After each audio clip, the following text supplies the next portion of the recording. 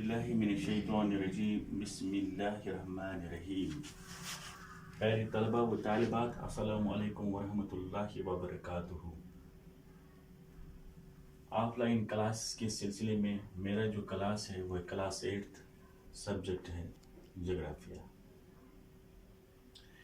और जो हम पढ़ रहे हैं रिसोर्सेज। रिसोर्सेज क्या है? एक तो डेफिनेशन आप याद रखिए, it is useful element of N environment. जो भी चीजें आप अपने आस पड़ोस या माहौल में देखते हो रिसोर्स कहलाते हैं। Anything that can be used to satisfy human needs called resources। यानी जो भी चीज़ इंसानी ज़रूरतों को पूरा करती है रिसोर्सेज कहलाते हैं। इसके लिए दो बातें याद रखो, एक तो यूटिलिटी, दूसरा वैल्यू। जब भी कोई चीज़ इस्तेमाल हो जाता है तो वो उसके लिए यूटिलिटी कहलाता है। जैसे कि आपने वेजिटेबल अपने घर में तैयार किए, यानी वेजिटेबल्स की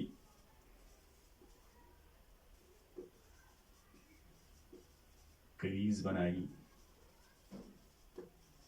जो ये करीज है ये इसका इस्तेमाल है, यानी इंसान को ये ज़रूरी खाना पड़ता है क्योंकि ये इंसानी जिस्म के लिए ज़रूरी है, तो ये यूटिलिटी कहलाता है। इसी तरह वैल्यू के बारे में आपको बताऊंगा कि आप दुकान पर गए, आपने वहाँ से शुगर लाई तो उसके लिए आपने मनी पे किया, पैसे दिए, तो इसके लिए वैल्यू बन गई।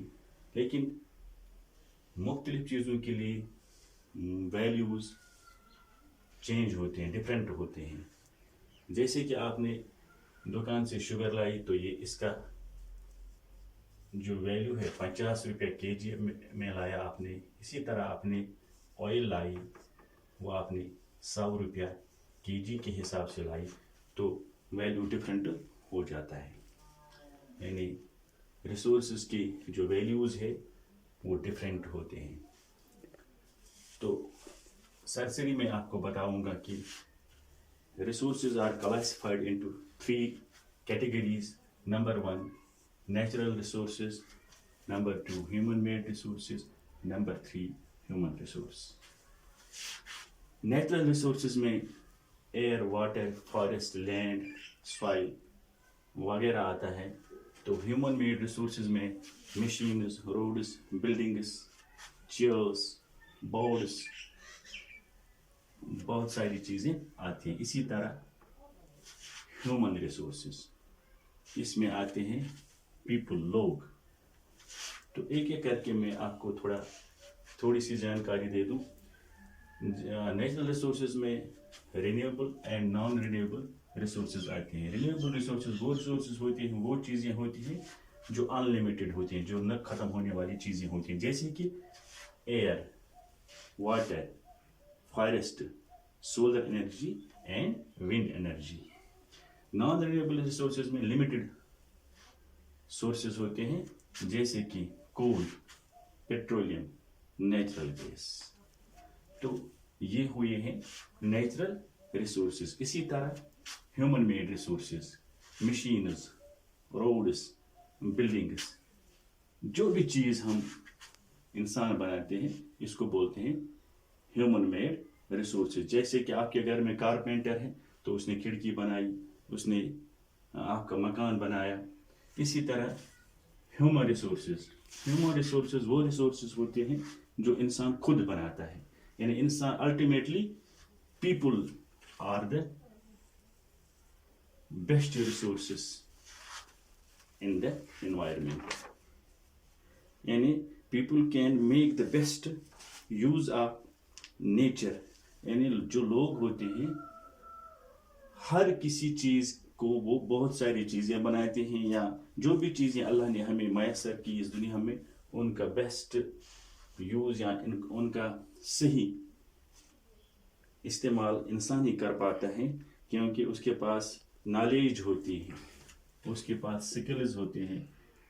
نالج اور سکلز جب اس کے پاس ہوتے ہیں تو وہ ٹیکنالوجی کے ذریعے پھر یہ روڈز، بلڈنگز، بہت ساری چیزیں جو بھی دنیا میں ہوتی ہیں، وہیکلز، بسز، کارز، تمام چیزیں انسان ہی الٹیمیٹلی بناتا ہے.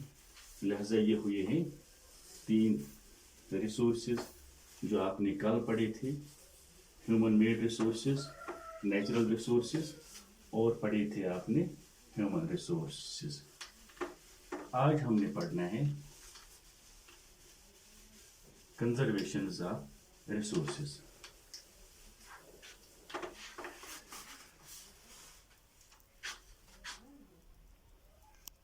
جو ہمارا ٹاپک ہے آج وہ ہے کنزرویشنز آف ریسورسز.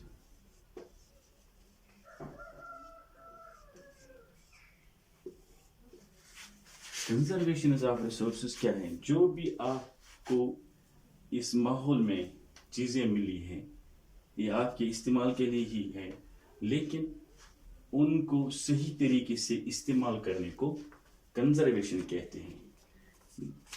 آپ کو میں یہاں پر بتا دوں